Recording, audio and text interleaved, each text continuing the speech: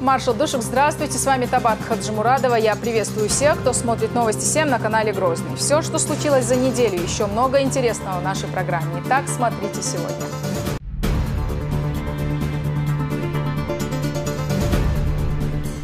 Самый комфортный регион, а как его сделать еще более привлекательным для инвесторов, власти ищут и находят новые пути. Договор с агентством стратегических инициатив поможет и развитию бизнеса, какие направления в моде и как продвигаются идеи. Очень много делается в республике. Какую оценку получила республика как потенциально выгодный регион? Время, когда воздаяние за хорошие и плохие дела увеличивается в 70 раз.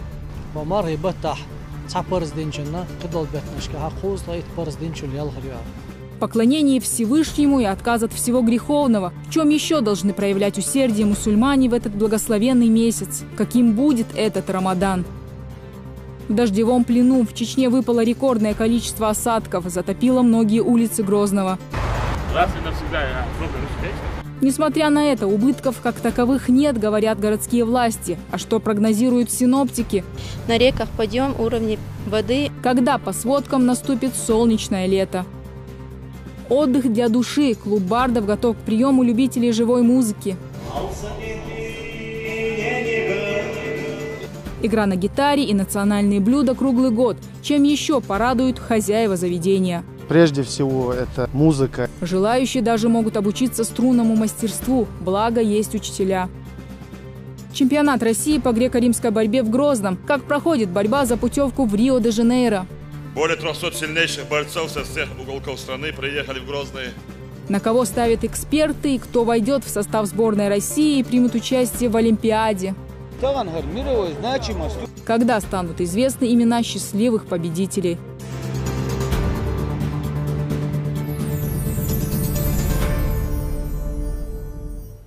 Наступил священный месяц Рамадан, самый лучший и главный месяц в году. Время, когда Всевышний Аллах дает прекрасную возможность каждому мусульманину умножить добрые дела, покаяться в грехах и проявлять большее усердие в поклонении Создателю.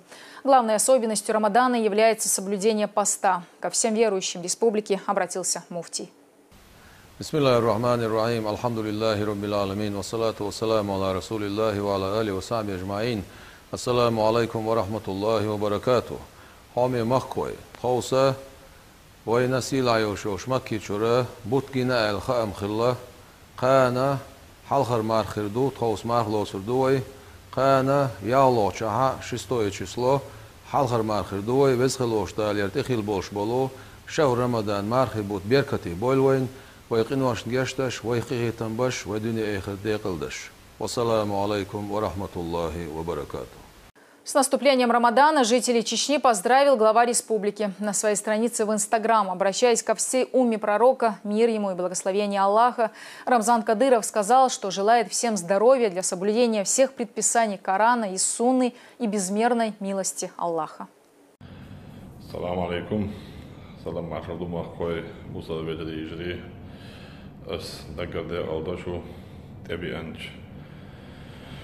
ومرحبت دار دونا وبتح ويليرن عمر أول ولا دار وبناشن جتش ويشاريز دلش نسبيش دار بعد عن الدولار دار دونا هرقابة مرحبت ليرة هو شو عمل عبادة دار دونا شاريز فولش شين لين شابين مودك بوح ورخوين دارلون تهنا سا وجي عاصيجا يشتوي مصبوشال بجد كجر دون قي خمبر ومرحبا تعوش عندي دول أكا دار بوشني ده عادل نستل حوصر مرخ مكشريل شو قابر دون دار دي هاي بركتي يويل دار دون شاريز وشني نيت عن يستوى الله أكبر.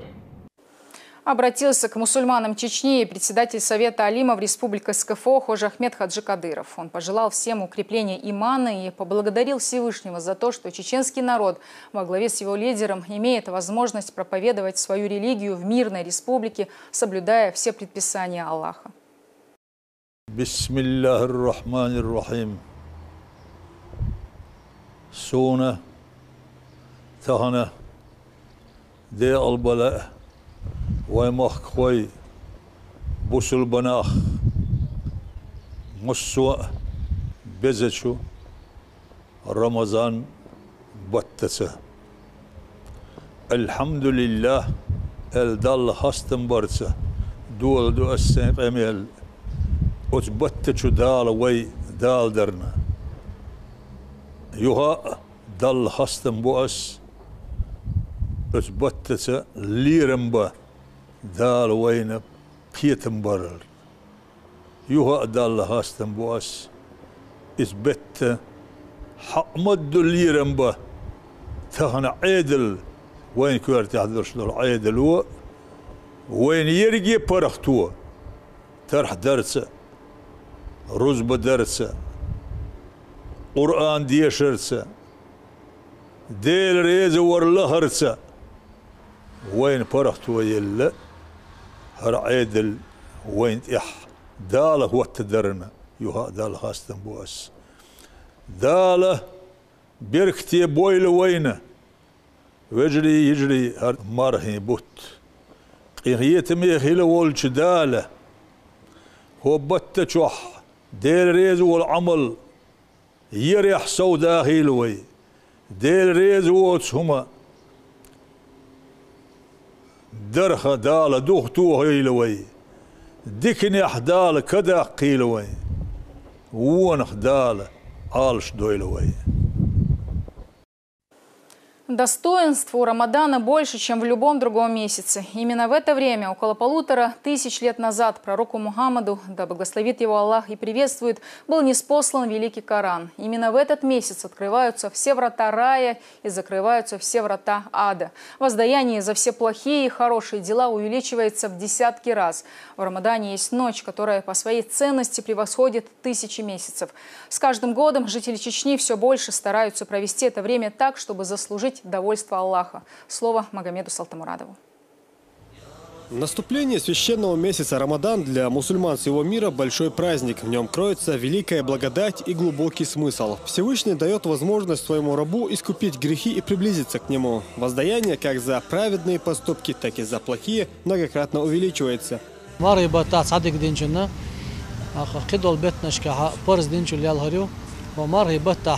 تعبرز دينشنا قدل بيتناش كحقوز طيت برز دينشو يالهريا قبولش دول داغ يلشن ثقيه تنبش داغ دوي يقير داغ جيتش داش قولا داغ جوجة تسير حالا واقش ألدو.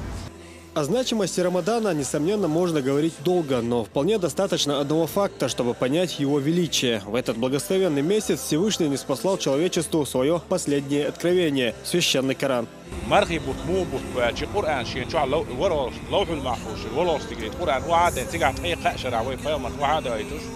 شين توحى القرآن دوسين بزبوت بوار القرآن وين داخ عم وشتل وين نيس دول حارم حان القصد وشة يلو بيلغلو نشة نيسو يركشو نيستي الشة خيرج حول القرآن دايت نشون بقو خارسو قصد وشل شو بيلغلو نيخا نيسو شين توحى يلشة مرخي بوت بايت نشون با.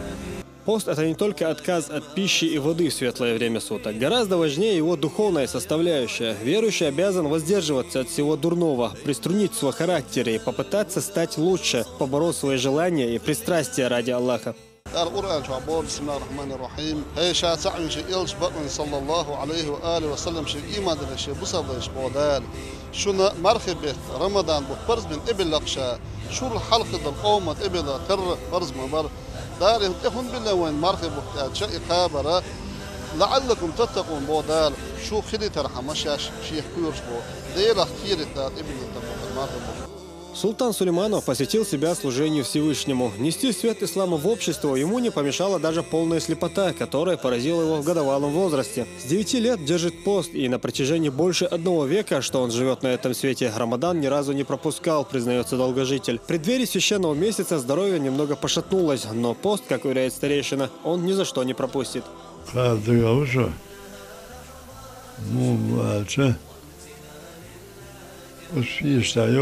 باتشاهم هلیز شنزام من شهوات أرقهم شقاورو ببعدو أرقم هم خالص شقاورو باس سيفتيني خوي سيفتي سوي كم سيعلو В молодости султан вязал веники. На накопленные сбережения построил мечеть прямо у себя во дворе. Отказывается от любой милостыни, заявляя, что рука дающего перед Аллахом выше, чем рука берущего. Предпочитает аскетический образ жизни, осознавая, что все это мирские блага, которые не сравнятся с райскими.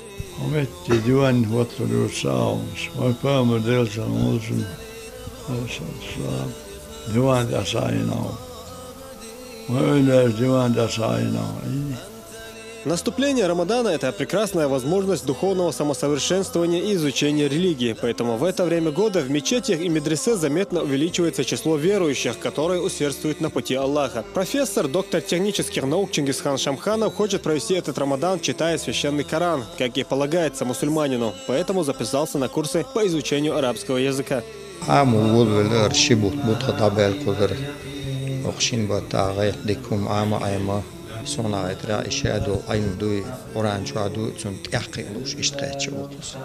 Каждый день Рамадана – это уникальная возможность, поэтому необходимо провести его, молясь, творя добрые дела и в надежде на прощение грехов.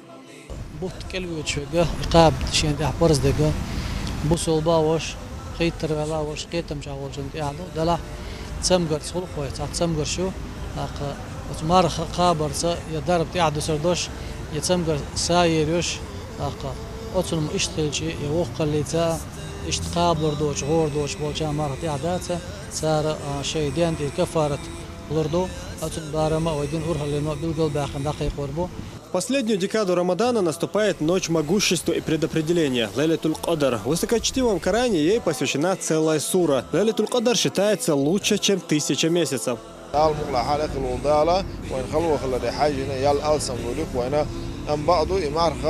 تاندو ضد يا دي غدر التقوا بشعين ناقش هذه ساحه لانه بالقلب يزبع شرع سومالي ازر شرع سومالي نشخل شيء سوديت انه تحمل ديخ وردات سنسنيال كوتش ردات بالقلب ندو سندلا يقيه كنا او بيوش خنا مارخ قابه وين دال موكشو ليلرنا اسمار خدمتي ويداخنا دقيقه داشه قاب ديس مارخ. Помимо духовного очищения, пост способствует и физическому очищению организма человека. При сбалансированном питании здоровье верующего заметно улучшается.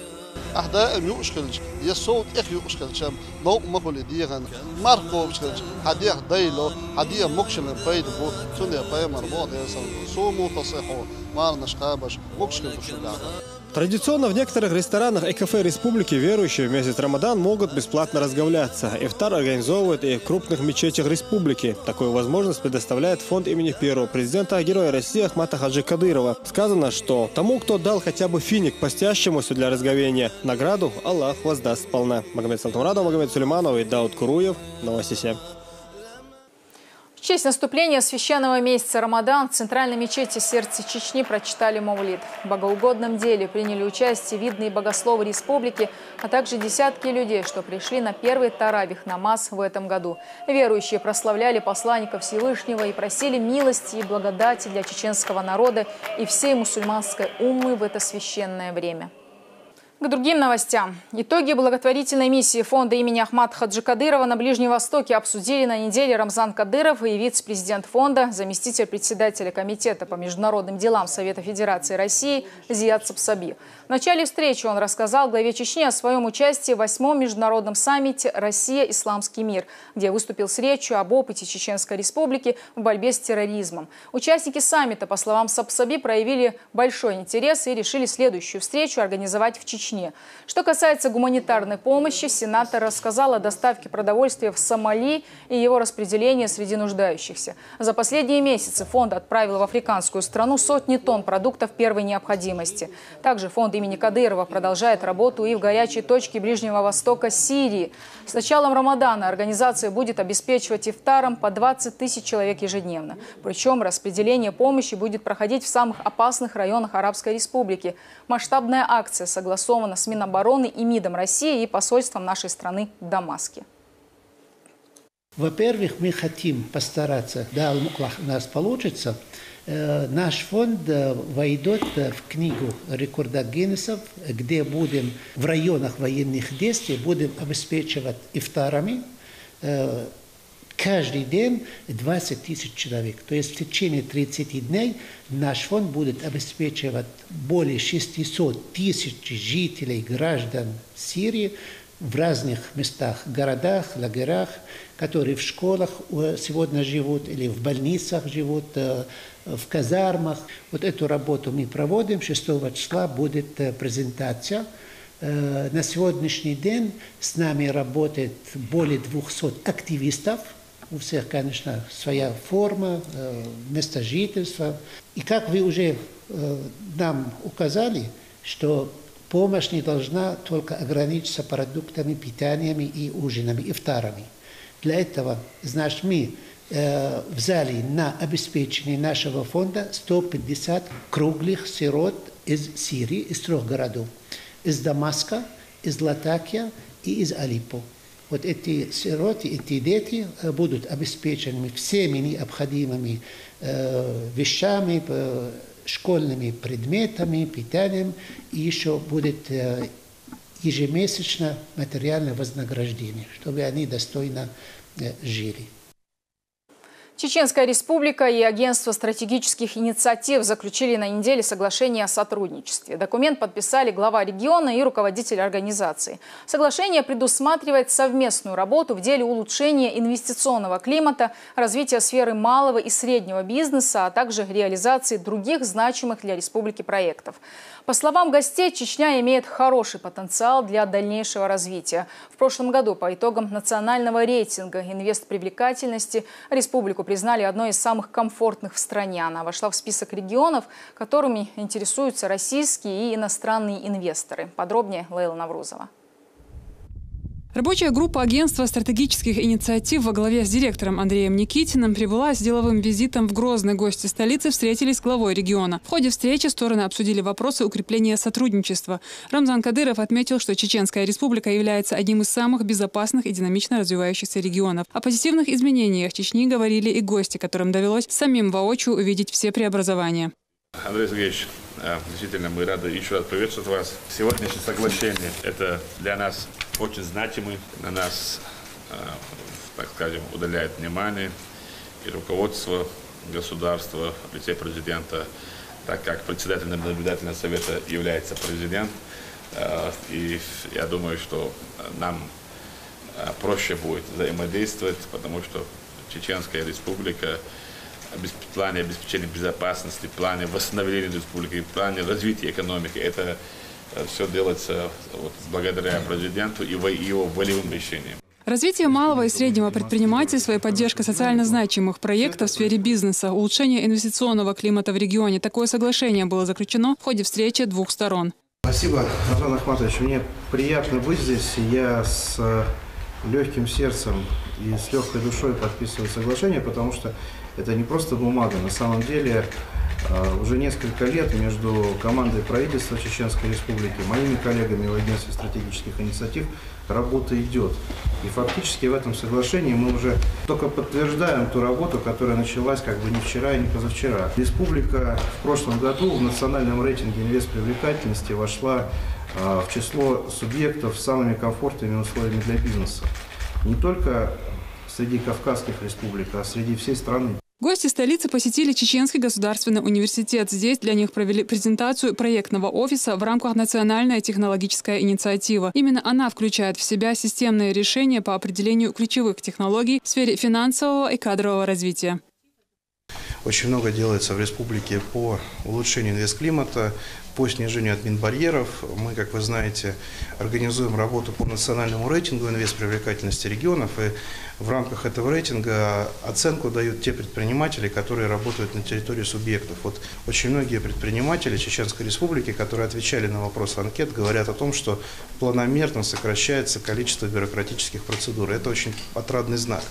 Развитие России на ближайшие 20 лет определяет национальная технологическая инициатива. Это стратегический выбор страны. В технопарке ЧГУ созданы все условия для воплощения проекта в жизнь и реализации национально-технологической идеи.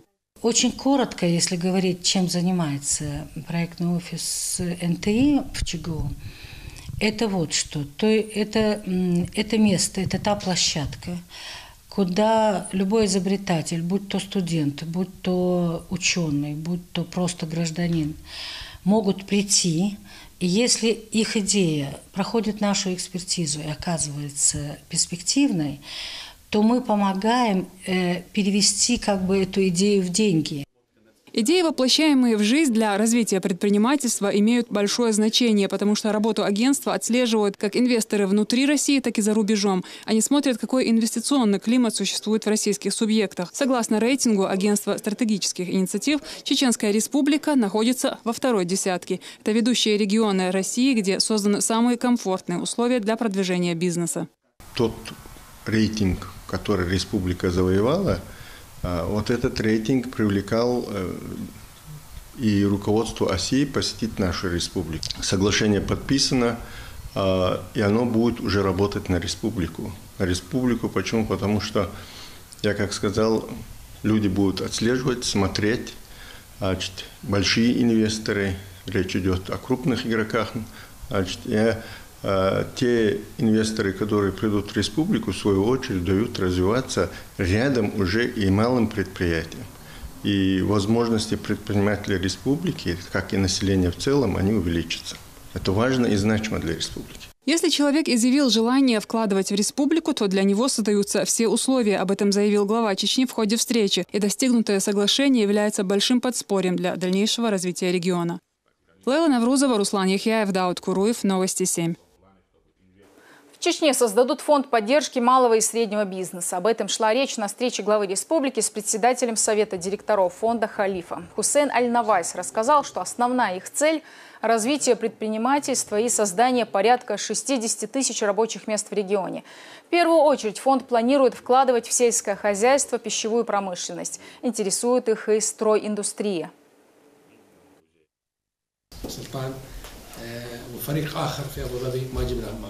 Как вы знаете, что сумма в $50 миллионов – это стартовая сумма, и мы полагаем, что в течение 10 лет оборот наш будет составлять более $300 миллионов. Наша основная цель заключается в том, чтобы создавать новые инвестиционные проекты малого и среднего бизнеса для того, чтобы создавать и новые рабочие места для Чеченской Республики. 40% проектов, которые мы будем финансировать, это будут новые проекты. А 60% финансирования пойдут на финансирование тех проектов, уже существующих сегодня и которые имеют место в жизни республики. Мы думаем, с помощью Всевышнего Аллаха, что мы создадим 67 тысяч новых рабочих мест.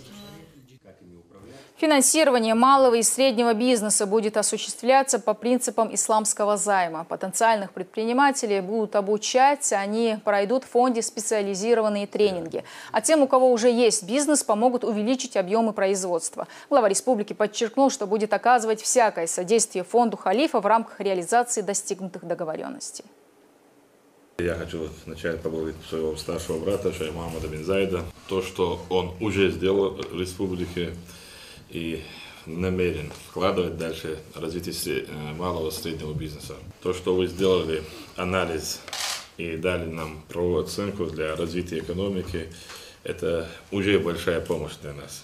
У нас уже будет представление и показывать не только нашему совместному фонду, даже тем инвесторам, и видение уже есть ссылаться на тех людей, которые дали нам такую справку. Но то, что вы выбрали направление в экономике, как Объединенные Арабские Эмираты, как лично вы, такого видения, стратегии для развития экономики в регионах и в государствах у нас, конечно, не будет. Мы учимся у вас, поэтому все, что вы наметили делать, это мы приветствуем, будем создавать все самые благоприятные условия для того, чтобы можно было совместно реализовать все задуманные планы.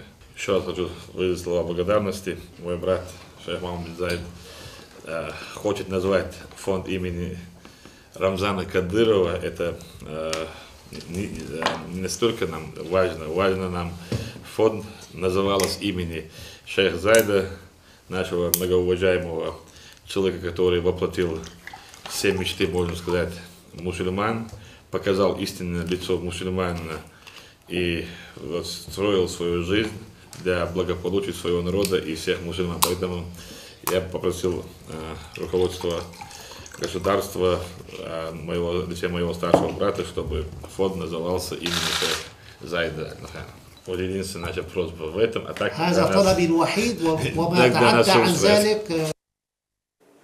Житель села Кенхи Рамазан Джалалдинов, который в одночасье стал популярным из-за видеообращения к президенту страны, извинился перед руководством республики.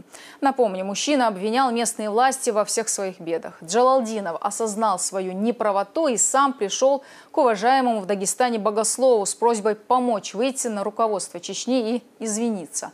По его словам, он стал орудием в руках недоброжелательно настроенных СМИ. Более того, он вернулся в родовое селение, где ему наряду со всеми жителями Шаройского района помогут в решении всех социальных проблем. Подробнее Вазраил Ларсанов. Эта искусственно раздутая некоторыми СМИ ситуация рано или поздно должна была проясниться. Хотя ясно было с самого начала. Рамазана Джалалдинова специально используют некие силы, задача которых является дестабилизация обстановки в регионе. Чтобы разрешить ситуацию, житель Кенхи обратился к известным религиозным деятелям Кавказа. Намеренными попытками внести раздор между братскими народами Чечни и Дагестана была обеспокоена и общественность двух республик. Как богословы, так и политики были едины во мнении, что глава Чечни уделяет внимание каждому уголку в регионе, и жители различных национальностей здесь не чувствуют себя чужими и проживают довольно комфортно. У меня никакого сомнения нету, что Рамзан не только такие и намного тяжелые, намного глубокие такие вещи он может прощать, потому что это духовно богатый человек. На сегодняшний день, если взять со всей Российской Федерации, как Рамзан, с ним кого-то сравнивают, какой долей сравнивают президента, я другого не понимаю. Какой президент, люди же это понимают, люди это знают, поэтому постоянно Рамзану люди делают дуа. Было бы у меня, скажем, такая возможность, чтобы свою жизнь, оставшуюся жизнь тоже ему отдать. Рамзану отдать. Вот так многие думают, дай Бог ему здоровье, дай Бог ему долгий лет жизни. Я так думаю, что, может быть, Аллах Та'ala это для маслята, чтобы другие многие дела исчерпали из этого хороший положительный вывод пропитанный иманом, исламом пропитанный вывод, что люди делали. Может быть, так в случае надеюсь я на то, что, потому что сейчас я при разговоре я понял, что он просто ошибся. Получился, что он просто ошибся. Но я боюсь, что общественные провокаторы могут использовать эти ошибки. Старайся найти себе верных, таких хороших друзей, с которыми можно жить, и с которыми можно сидеть, и с которыми можно все обсуждать. Любые и исламские, и светские, и так далее, все жизненные, и потусторонние, и этусторонние вопросы.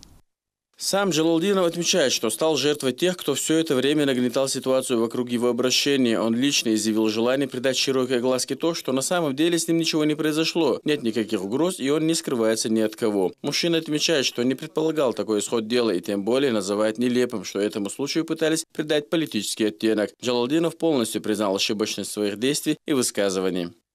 Я знаю с детства даже. Вот чеченцы, я среди чеченцев всю жизнь живу, это один народ. И никогда между ними не должно быть ссора. Из-за того, чтобы между этими людьми ссору сделал, я узнал бы, я даже рот не открылся в жизни. Когда это я узнал, даже с прошлой пятницы, я ходил в мачетах и через Богослав начал, как это остановить. Я через него и попросил у него, чтобы с моей стороны извинения просил у Рамазана. Вот я извиняюсь, что это была ошибка. Очень большая ошибка провоцирования народа. Вот кто пишет, я даже в комментариях писал еще раньше, что не писал комментарии. Тот, кто не умеет писать, ему лучше молчать. Что провокаторы эти пишут, это вообще там 99% ложь. Вот я всегда знал, если дойдет это до Рамзана, что он смотрит на эту село. Сегодня, как солнце светит весь мир, это село уже светит. Я вижу ее, как она процветает. Как процветает. Баркаладе резахили Рамзан.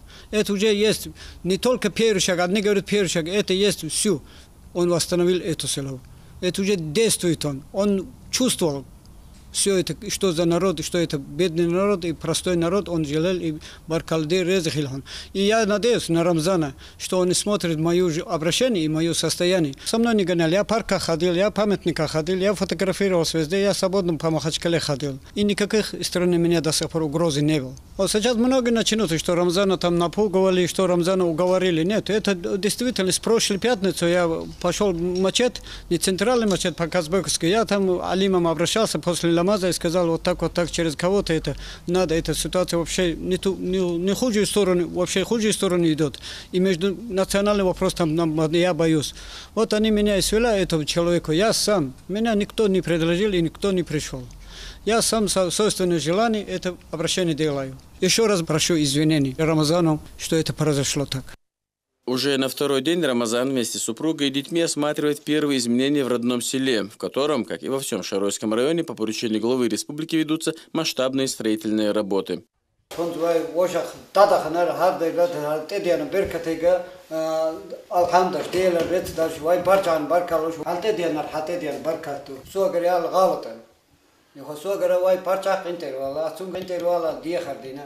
Разрешением ситуации довольны и жители Кинхи, на протяжении всего времени призывавшие Джалалдинова думаться и вернуться домой. По их словам, возвращение Рамазана – лишнее подтверждение тому, что руководство региона уделяет огромное внимание поддержанию межнационального мира, и рассчитать его никому не удастся. В первую очередь я хотела бы поблагодарить нашего президента Рамзана Ахматовича за то, что он не сошел до этого и помог вернуться людям домой. Я уверена, что он не только думает обо всем народе, но он каждом по отдельности.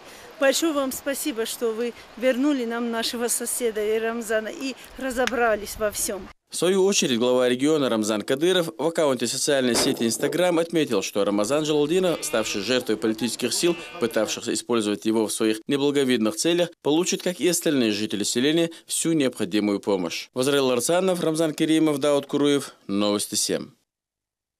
На неделе республика отметила Международный день защиты детей. Это один из самых ярких и светлых праздников, который отмечается на протяжении 60 лет во всех странах мира. Дети составляют почти четверть населения в каждой стране. Их воспитание, образование, здоровье и безопасность остаются самыми актуальными проблемами для любого государства. В Чечне 1 июня ежегодно проходит мероприятие в честь самых маленьких ее жителей. В Грозном состоялся отчетный концерт Департамента культуры мэрии. Выступали учащиеся детских школ искусств. Здесь же провели и выставку рисунков. В концертном зале столицы для маленьких зрителей показали детский спектакль. В зале ребята из лечебных реабилитационных центров и дети, погибших при исполнении сотрудников. Праздничный концерт организовали для воспитанников Шалинского реабилитационного центра. К ним в гости приехала программа «Могушмерш». От фонда имени Кадырова все дети получили игрушки. Подарки от фонда раздали более 600 детям из разных реабилитационных центров республики. А сироты, инвалиды и дети из малообеспеченных семей смогли в этот день посетить аттракционы и зоопарк совершенно бесплатно. В Доме печати состоялась выставка картин ребят из различных городов страны. Торжественные мероприятия прошли во всех детских садах республики. По поручению Зарган Кадыровой детям раздали подарки и угостили мороженым. В Шелковском районе прошел конкурс рисунков на асфальте. В Гудермесе награждали победителей различных конкурсов и олимпиад. Виновников торжества с праздником поздравила и глава региона. Рамзан Кадыров призвал всех окружить детей заботой и сделать все, чтобы оградить их от жестокости и зла, потому что дети – это наше будущее и самое дорогое, что у нас есть. В День защиты детей председатель правительства России обсудил с главами регионов организацию детского отдыха и оздоровления. В видеоконференции принял участие и Рамзан Кадыров. На встрече также присутствовали вице-премьер Ольга Голодец, министр образования Дмитрий Ливанов и министр труда России Максим Топилин. В этом году на отдых и оздоровление планируется направить более 8 миллионов детей. Летом будут работать около 52 тысяч организаций. Кроме того, в детских лагерях откроют более 22 тысяч медицинских кабинетов, для работы в которых будут привлечены около 40 тысяч медработников.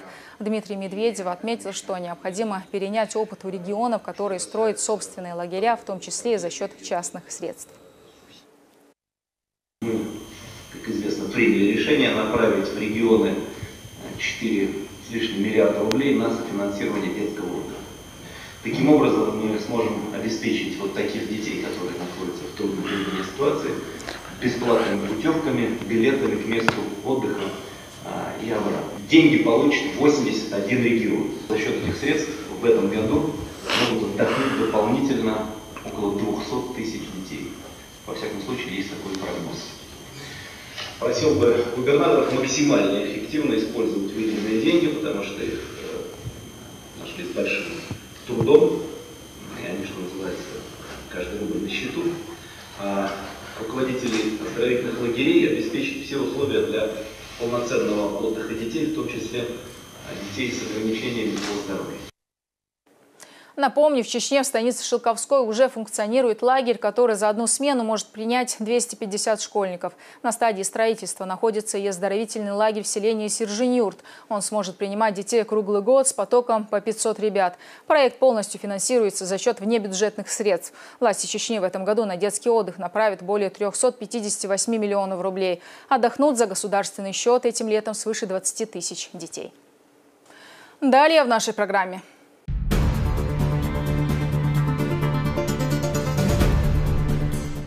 В дождевом плену в Чечне выпало рекордное количество осадков, затопило многие улицы Грозного. Несмотря на это, убытков как таковых нет, говорят городские власти. А что прогнозируют синоптики? На реках подъем уровня воды. Когда по сводкам наступит солнечное лето? Отдых для души. Клуб бардов готов к приему любителей живой музыки. Игра на гитаре и национальные блюда круглый год. Чем еще порадуют хозяева заведения? Прежде всего, это музыка. Желающие даже могут обучиться струнному мастерству, благо есть учителя. Чемпионат России по греко-римской борьбе в Грозном. Как проходит борьба за путевку в Рио-де-Жанейро? Более 300 сильнейших борцов со всех уголков страны приехали в Грозный. На кого ставят эксперты и кто войдет в состав сборной России и примет участие в Олимпиаде? Когда станут известны имена счастливых победителей?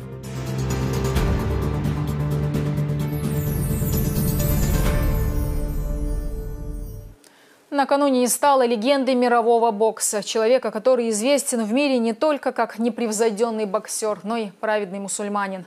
Мухаммед Али умер на 75-м году жизни. Последние 30 лет он боролся с болезнью Паркинсона. Несколько дней назад спортсмена доставили в больницу штата Аризона, где он и скончался. Мухаммед Али был единственным боксером, который трижды завоевывал титул чемпиона мира в тяжелом весе. За свою 20-летнюю карьеру он выиграл 56 поединков, 37 из которых закончились нокаутом.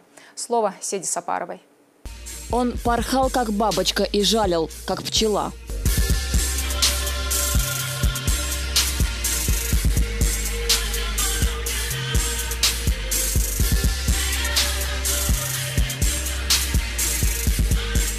В бокс Мухаммед Али попал по стечению обстоятельств. Однажды у него, 12-летнего парня, украли велосипед, и он поклялся навалять обидчикам. Тогда один из сотрудников полиции, а по совместительству тренер по боксу Джо Мартин, согласился дать мальчику пару уроков. Так началась история одного из самых титулованных и узнаваемых спортсменов мира. В 18 он становится олимпийским чемпионом. Уже тогда проявляется фирменный стиль Мухаммеда Али. Он полагается на свои молниеносные рефлексы. Опущенные руки провоцировали на удар. Он словно танцевал вокруг противника. Эта манера ведения боя не раз подвергалась критике со стороны боксеров, профессионалов. Тренировки, которые были нечеловеческие, которые он проводил по 9-10 часов, они были сумасшедшими, которые действительно довели его технику, да, на него не могли попасть. У него несколько человек там, ну это часами кидали камнями, да, он там, ну это были какие-то примитивные способы, да, тогда не было таких компьютеров, как сейчас, все мог там рассчитывать, все там, это было все примитивно, в воде по 4-5 часов, эти апперкоты он отрабатывал, бегал 50-60 километров, эти забеги. Сзади велосипедист, он на ремнях, на веревках, там тащил его в гору.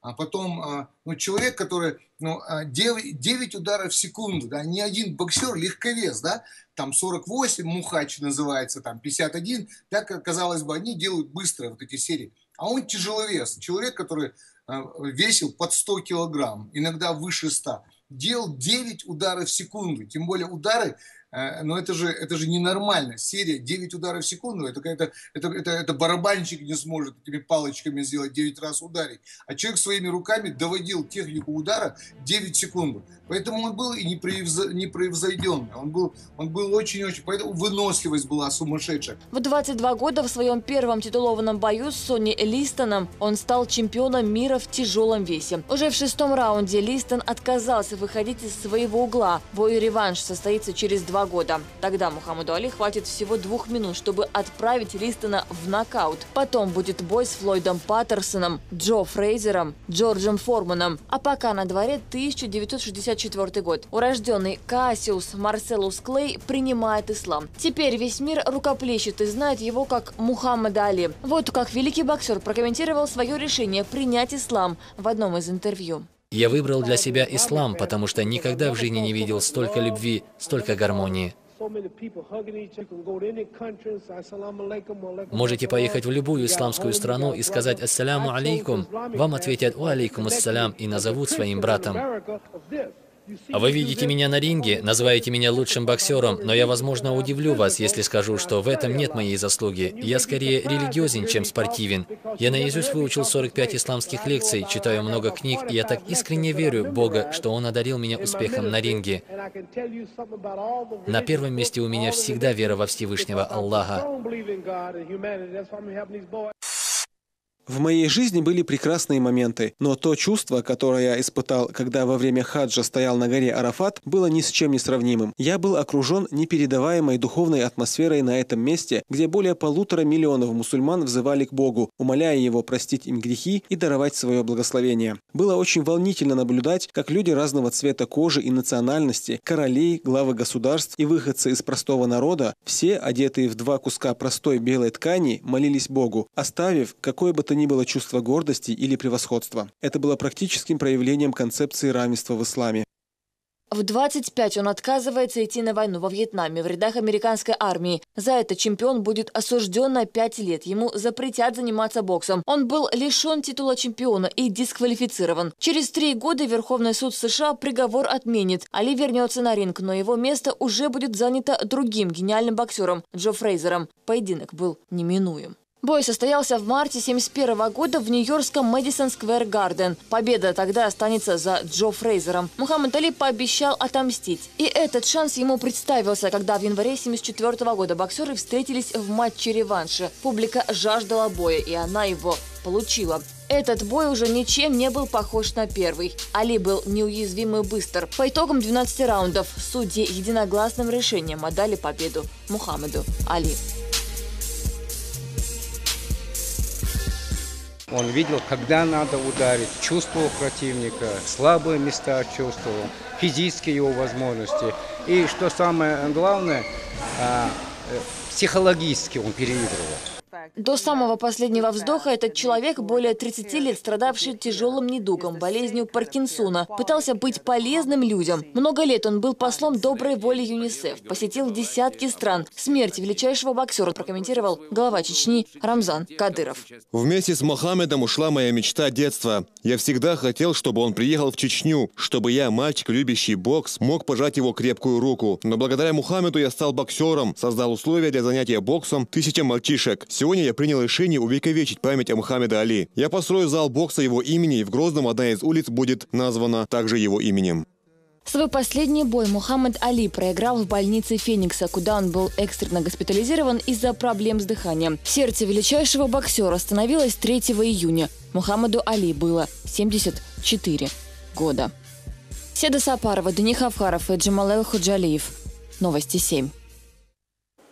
Мощный циклон обрушился на неделе на Чеченскую республику. Таких ливневых дождей, по сводкам синоптиков, не было давно. За один день выпало рекордное количество осадков. Улицы Грозного оказались в водном плену. В отдельных районах вода даже зашла в дома.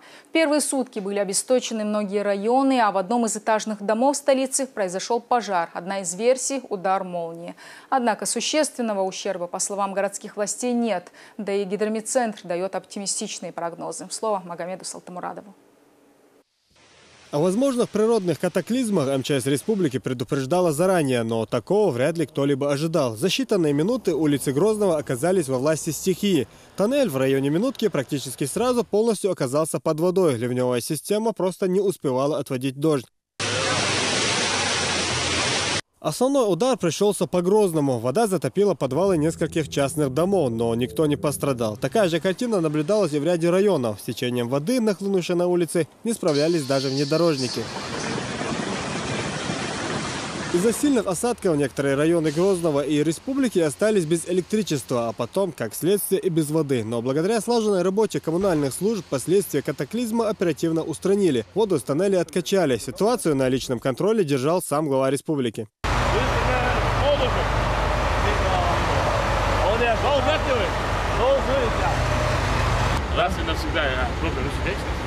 Да, сега паханкаски дом дует затопитель. От фонда Амал на восстановление Ахтелона плюс в течение месяца полностью новый линок и вообще хилаяц. И 2,5 километра. Сега из-за 500 куба из-за Чахарён. Я хуже Асмаала до новый линии шви восстановить. Новый линию чтобы нагрузку снять. Сколько выпало осадков за эту неделю в гидрометцентре, нам не смогли ответить, но было видно, что в первые часы выпала как минимум недельная норма, если не месячная.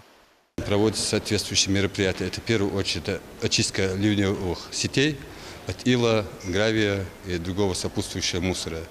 Также разрабатываются другие предложения по улице Ханкальской, которая у нас одна точка есть, каждый раз затапливается.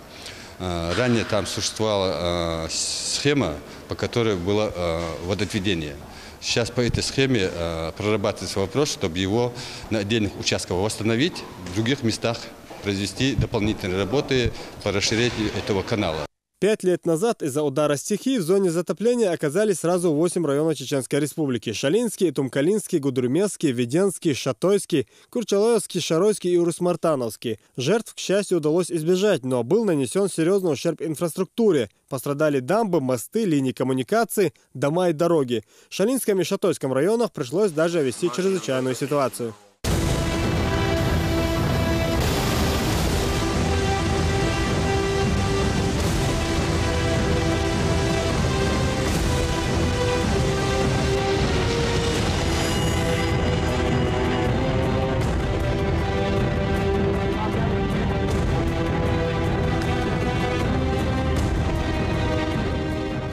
Уровень рек в результате осадков заметно поднялся и в этом году, но не настолько, чтобы можно было бить тревогу, говорят в МЧС. У нас есть на каждую реку опасный уровень и критический. Когда доходит до опасного уровня, у нас еще в запасе бывает критически критически неблагоприятный уровень называется. Вот. Когда его уже порог перейдет, тогда возможно уже начало потопления. Но мы еще не подходим даже к опасному уровню. В Центре управления в кризисных ситуациях в режиме реального времени следят за обстановкой в регионе. Циклон понемногу уходит на восток, и уже в начале следующей недели дожди, возможно, и вовсе прекратятся. Уроки прошлого власти республики учли. Приняты берегоукрепительные меры и построены заградительные сооружения на особо опасных участках. Даже если уровень реки поднимется до критической отметки, серьезного ущерба в ряде случаев удастся избежать. Магомед Салтумрадов, Магомед Сулейманов и Дауд Куруев. Новости 7. Глава республики встретился с сотрудниками спецподразделений МВД, включая бойцов спецгруппы «Летучий отряд». Силовики вернулись после 3-недельных сборов и учений в Краснодарском крае. Рамзан Кадыров подчеркнул значимость пройденного курса подготовки, который позволит повысить уровень работы в горно-лесистой местности. Сборы включали в себя альпинизм, скалолазание и тактико-огневую подготовку в местности со сложным рельефом. Глава республики поинтересовался самочувствием бойцов и пожелал дальнейших успехов. Yani yok opıttı da diye kademim duda sana. Es borç da tiga dağarı da. Samam deli da. En çünkü şeyler da hoğurdu da sana. Moçoç o da üyeşteri da tiga dağarı da tiga bor yer. Kataş dikaya gadan. Kasayık sama kursat. Fiziki umtşinni da ala. Ahlu gazıvat da. Halı sam zavur. Ahtagan şu meçak. Lam şu hunçu moda diye karti da mu baba biza diasi mu al biza mosso ma da 2020 на себе испытать хотит, а последующим развиваться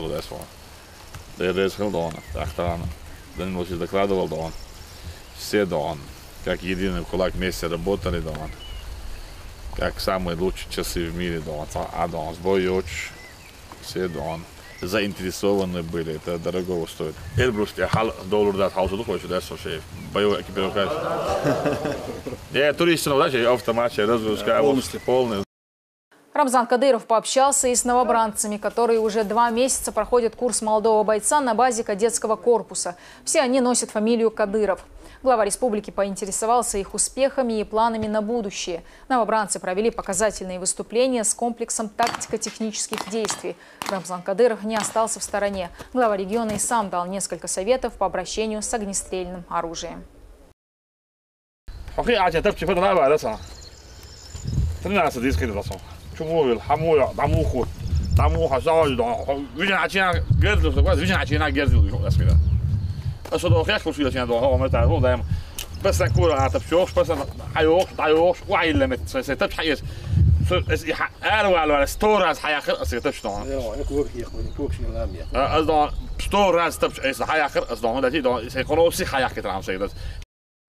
Глава республики обсудил вопросы развития газовой отрасли с руководителем администрации главы и правительства и руководителем «Газпром Межрегионгаз». Руслан Цакаев заявил, что работы идут согласно плану. А возглавляющий комиссию по улучшению ситуации в газовой сфере Ислам Кадыров рассказал, что проводится проверка и выявлены лица, у которых нет абонентских договоров и которые умышленно занижают площадь своих домовладений. Рамзан Кадыров отметил, что нарушителей необходимо привлечь к административной ответственности и решить проблему с задолженностями. Тем, кто не в состоянии оплачивать услуги, поможет государство. Их расходы будут оплачиваться из бюджета, подчеркнул глава.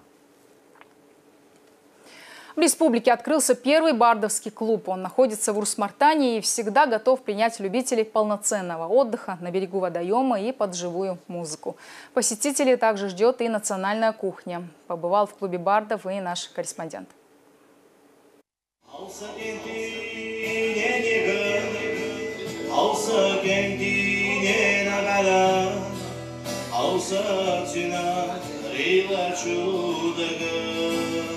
Открытие первого, да и, пожалуй, единственного в республике причала бардов стало настоящим праздником для всех любителей гитарных песен. В уютный уголочек возле пруда на окраине Урус-Мартана приехали струнные мастера из разных районов республики. Всего какой-то год назад, когда и зародилась идея создания клуба, никто и подумать не мог, что на деле все будет выглядеть именно так. Сегодня здесь беседки, небольшие домики для отдыха, веранда с видом на пруд, закрытое помещение, где и будут собираться барды. Цель для того, чтобы до молодежи через музыку, через бардовские песни донести именно цену патриотизма, цену дружбы, цену именно семьи. К песням бардов интерес всегда был у нашей молодежи. И единственная проблема была в том, что им неоткуда было получать эту информацию и негде было собираться. Сегодня у них есть это место, у бардов, где они могут собраться. И есть у нашей молодежи куда приехать и послушать интересную музыку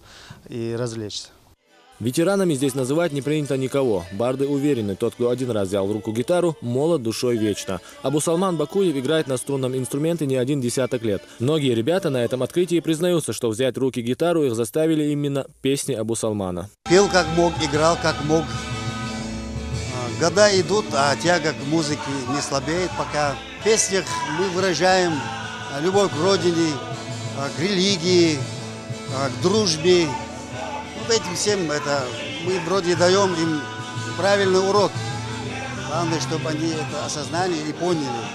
Более 10 бардов будут играть здесь, постоянно сменяя друг друга. Более того, посетителям причала бардов будет предоставлена возможность обучиться игре на гитаре. Участники клуба уверены, среди молодежи это направление теперь уже возьмет совсем иной вектор развития. Человек, который именно играет на гитаре, бард, он всегда будет правильным и уважать младших, старших. Кто не слушал бардовской песни, пускай сюда приходит и просто послушает. Впрочем, на причале будет звучать не только гитара. Любители скрипки тоже найдут здесь любимую музыку. Али Саламов играет на этом инструменте более 40 лет. Говорит, таких специализированных мест для бардов не видел даже в столице. В моем понятии это райский уголок для меня. честно говоря, после Москвы для меня это райское логово. Я считаю, что здесь не то, что я работаю, не чувствую, что я работаю, я просто отдыхаю одновременно. Так. Причал Бардов раскинулся на площади около 9 гектаров. Он будет работать круглый год. Посетителям здесь могут предложить национальные блюда чеченской и азербайджанской кухни. В общем, полноценный отдых обеспечен. С этого дня клуб Бардов официально открыт. Сюда может приехать каждый желающий. Причал Бардов подразумевает не только гитарные песни, но и семейный отдых, рыбалку. Более того, здесь будет возможность организовать свадьбу и все крупные культурные мероприятия в Урус-Мартановском районе. Ислам Магомадов, Магомед Сулейманов, Дауд Куруев. Новости 7. Сырая погода – благоприятная среда для клещей. С наступлением лета опасность от этих насекомых увеличивается в разы. Клещ, который заражен какой-либо инфекцией, может причинить огромный вред здоровью человека.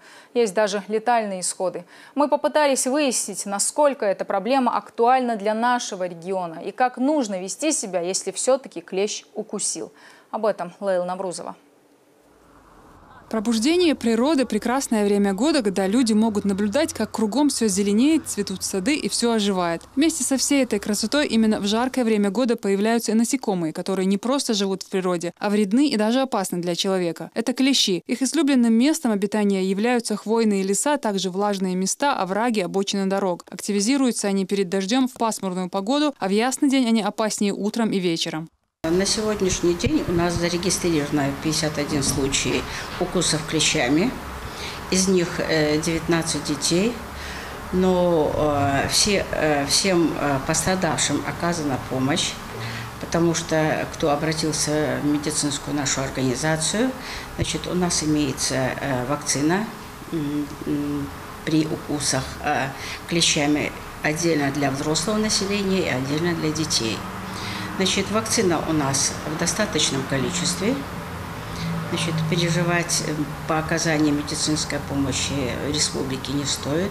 Опасность от клеща подстерегает нас не только на природе. Это насекомые с собой могут принести домашние питомцы, которые также бегают по улицам. Кроме того, клеща можно по неосторожности принести в дом даже в самом безобидном букете полевых цветов. Вариантов подцепить опасного насекомого много. Если клещ впился в кожу человека, первая помощь должна быть незамедлительной. Если все-таки клещ к вам присосался, не отдергивайте его. Самым страшным является, вот в хоботке находится вирус этого клеща. И если в хоботке вот этот хоботок вцепился в кровь, всосался, он со слюной передает свою инфекцию в кровь. Поэтому, если есть рядышком что-то вот такое обычное, даже далеко, может быть, и лечебная организация, к которой срочно можно обратиться, возьмите подсолнечным маслом, смажьте вот эти ножки, не капать прям на клещ, а вокруг.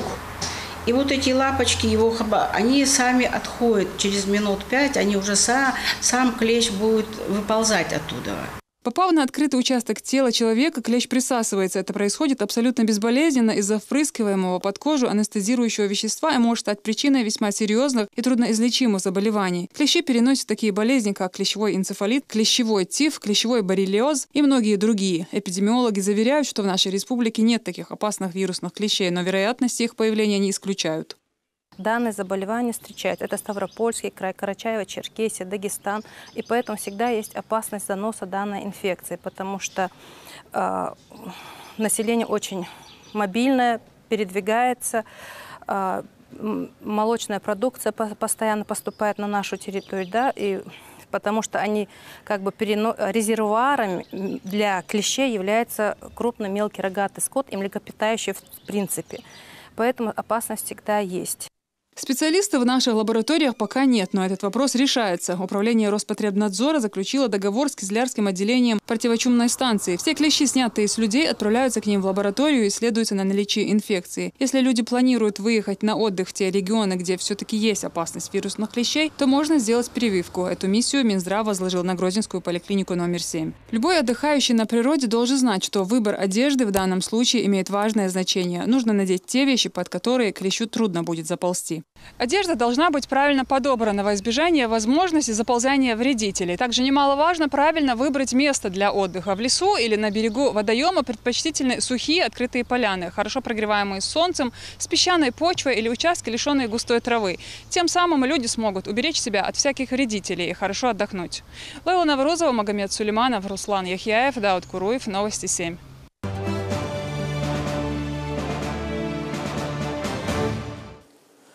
В Грозном открылся 54-й чемпионат России по греко-римской борьбе. Соревнования такого уровня в республике проходят впервые. Более 300 спортсменов со всех уголков страны оспаривают право попасть на Олимпийские игры в Рио-де-Жанейро. Победители состязаний попадут в сборную России. Как продвигается борьба, кто уже завоевал путевку и какие прогнозы делают эксперты, в репортаже Ислама Магомадова. К старту 54-го чемпионата России по греко-римской борьбе готовились долго и тщательно. Продумано все до мельчайших деталей. Это и неудивительно. Всем известно, как в Грозном умеют организовывать спортивные состязания. Тем более чемпионат страны по данному виду спорта до этого ни разу не проходил на территории Северного Кавказа. В столицу Чечни на открытие соревнований приехали высокопоставленные гости. Известные спортсмены в прошлом, олимпийские чемпионы и триумфаторы мировых турниров. Спасибо огромное, уважаемый Рамзан Ахматович. Уважаемые друзья, гости, болельщики, чеченцы, все те, кто приехали на один из самых ответственных этапов мероприятий предолимпийской подготовки – отбор к Олимпийским играм. Еще раз хотел бы от лица всех любителей борьбы, от всех тех, кто будет болеть и переживать, всей олимпийской российской команде выразить вам слова огромной благодарности. И заявить вас, что мы сделаем все, чтобы достойно команда России вернулась на родную землю, привезла максимальное количество медалей. Спасибо вам огромное.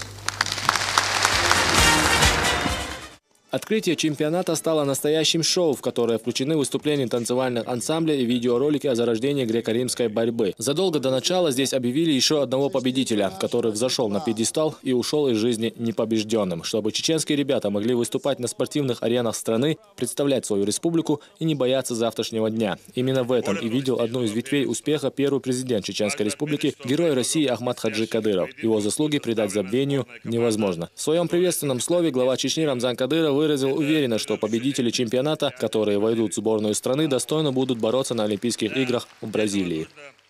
Более 300 сильнейших борцов со всех уголков страны приехали в Грозный, чтобы сразиться за медали этого престижного первенства. Важно отметить, что по итогам предстоящих поединков будет составлена сборная команда, которая полетит на Олимпийские игры. Это придает еще более высокий градус накала состязаниям. Чемпионат впервые проходит в нашей республике. Я очень рад, что нам доверено проведение такого ответственного турнира. Это свидетельство эффективной реализации политики нашего первого президента, героя России Ахмата Хаджи Кадырова. Я уверен, что среди участников состязаний есть спортсмены, в честь победы которых будет звучать гимн нашей Родины на грядущей летней Олимпиаде в Бразилии. Дамула. И вот все внимание на ковер. После двух поединков в весовой категории до 66 килограммов чемпионство оспаривал олимпийский чемпион Пекина Исламбек Альбиев. Его оппонентом был Артем Сурков. Альбиеву не потребовалось всего отведенного времени. Набрав необходимое количество очков, он выиграл досрочно. Наградить победителя вышел глава Чечни.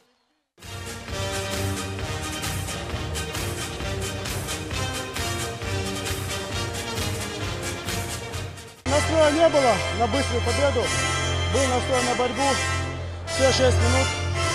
Ну, борьба — это такое дело, что как пойдет.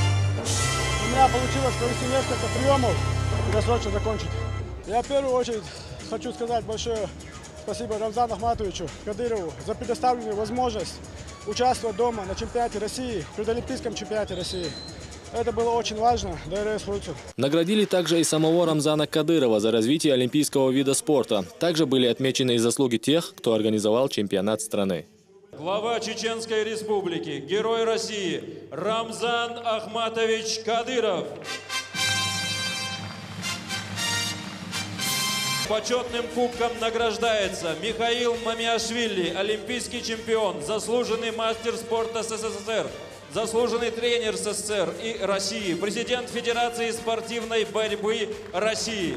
За большой вклад и многолетнюю поддержку в развитии Федерации спортивной борьбы в Чеченской Республике. За вклад в развитие физической культуры и спорта Чеченской Республики, деятельность, получившую широкую известность и общественное признание, награждается благодарственным письмом главы Чеченской Республики Мамиашвили Михаил Геразиевич, президент Федерации спортивной борьбы Российской Федерации. Награждаются медалью за заслуги перед Чеченской Республикой Дугучиев Ислам Бетурсултанович, первый вице-президент Федерации спортивной борьбы Чеченской Республики. Главный тренер сборной команды России по греко-римской борьбе среди кадетов, заслуженный мастер спорта, заслуженный тренер России. Награждается Харсиев Алихан Анатольевич, первый вице-президент Федерации спортивной борьбы России. Глава Чеченской Республики, герой России Рамзан Ахматович Кадыров.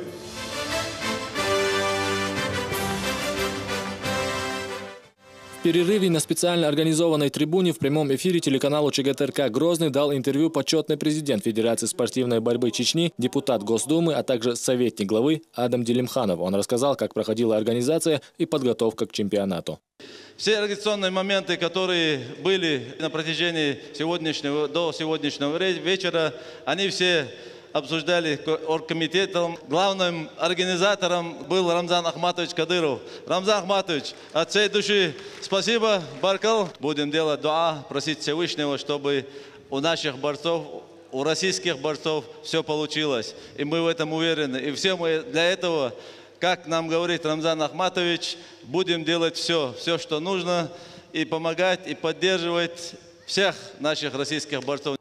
Далее на ковер вышли борцы, выступающие в весовой категории до 75 килограммов. Золото чемпионата оспаривали двое представителей Чечни – Чингиз Лобазанов и Ильяс Магомадов. Уступать друг другу спортсмены не были намерены, ведь на кону еще и олимпийская путевка в Рио-де-Жанейро. Все решила последняя минута. Победу удалось вырвать Ильясу Магомадову. Во-первых, я хотел бы поблагодарить Рамзана Ахматовича Кадырова, который вот такое красивое мероприятие устроил для спортсменов всей России. Такие призовые, таких глав республик нету практически, даже и нету, можно сказать.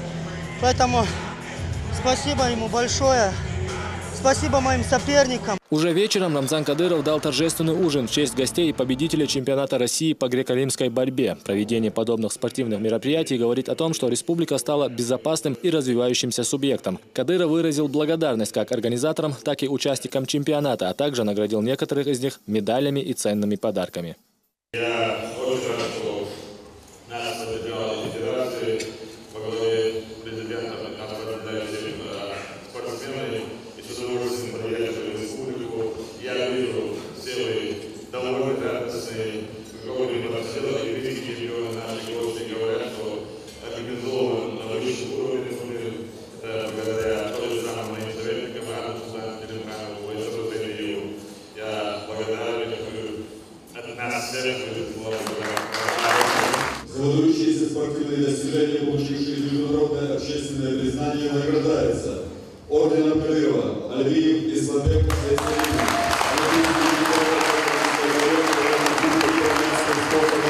класса.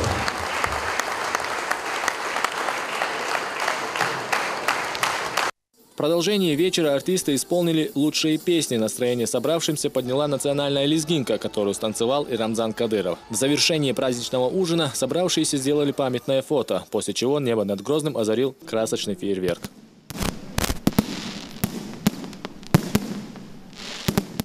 Во второй день чемпионата в финальной схватке весовой категории до 59 килограммов на ковре встретились уроженец Чечни, представляющий Санкт-Петербург и Ростовскую область, победитель международного турнира Гран-при Иван Поддубный, Ибрагим Лобазанов и триумфатор прошлогодних европейских игр Степан Маранян. В первом периоде Лобазанову из-за травмы головы даже понадобилась медицинская помощь. Несмотря на это, он продолжил схватку. В итоге поединок завершился равным счетом 2-2, но с учетом разницы замечаний победу присудили чеченскому борцу. Победу на ковре одержал Ибрагим Лобазанов. Санкт-Петербург, Ростовская область, мастер спорта международного класса. В весовой категории до 85 килограммов в финале встретились опытнейшие спортсмены страны Алексей Мишин и Давид Чаквитадзе. Наиболее активно схватка проходила во втором периоде. Счет 1-4 так и не изменился, и победителем чемпионата России по греко-римской борьбе стал Давид Чаквитадзе. Победу на ковре одержал Давид Чаквитадзе, Москва и Малонинский автономный округ, мастер спорта международного класса. В торжественной церемонии и награждении приняли участие известные спортсмены и официальные лица. Среди них и почетный гость турнира, депутат Госдумы, легендарный борец Александр Карелин. Открытие, претензия, гостеприимство – все на уровне. И самое главное, что схватки поддержали, показали всю красочность, всю поэзию нашего удивительного вида спорта. Я буду болеть за борьбу в первую очередь, тем более в этом зале болеть за борьбу намного проще. Потому что показывают, и люди, очевидно, болеют не только выделяя своим вниманием земляков, а болеют именно за красоту борьбы, за ее категоричность, потому что, я напомню, здесь еще есть одно обстоятельство. Чемпионат России предолимпийский, и поэтому те навыки, которые ребята здесь получат, они только продемонстрируют, должны пригодиться им на предстоящих Олимпийских играх в Бразилии. На третий день чемпионата весовой категории до 98 килограммов в финале сошлись чемпион Европы 2015 года, мастер спорта международного класса, представитель Чечни Ислам Магомедов и победитель Кубка европейских наций, мастер спорта Муса Евлоев. Борьба была упорная. Магомедов даже получил 2 травмы. У него было рассечение брови и вывих пальца руки. Тем не менее, он одержал победу со счетом 3-0.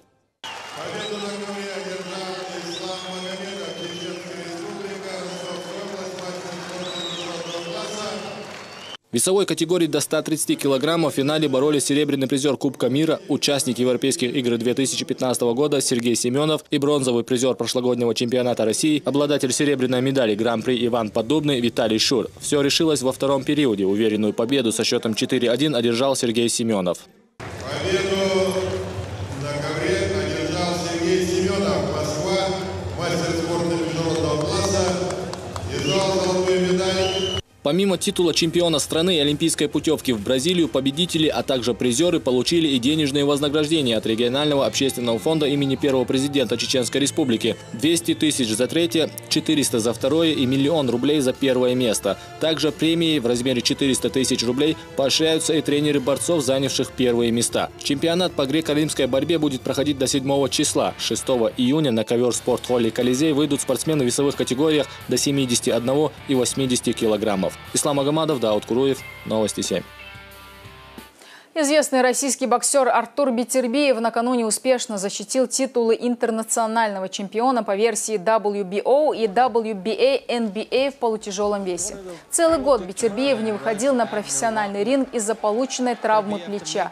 Защиту добытых ранее поясов Бетербиев провел в Канаде в матче против аргентинца Эсекиэль Освальдо Модерна. Уже в 4-м раунде россиянин выиграл встречу техническим нокаутом. Модерна 4 раза оказывался на полу ринга. После последнего падения аргентинец принял решение не продолжать бой. Это уже 10-я победа Бетербиева, причем все 10 досрочные. На этом все. Смотрите нас в следующее воскресенье. И перед тем, как попрощаться, от всего коллектива телеканала «Грозный» хочу поздравить мусульман с наступлением священного месяца Рамадан. Далбек, Тебойлвен, Маркивуд, Ади Келшин.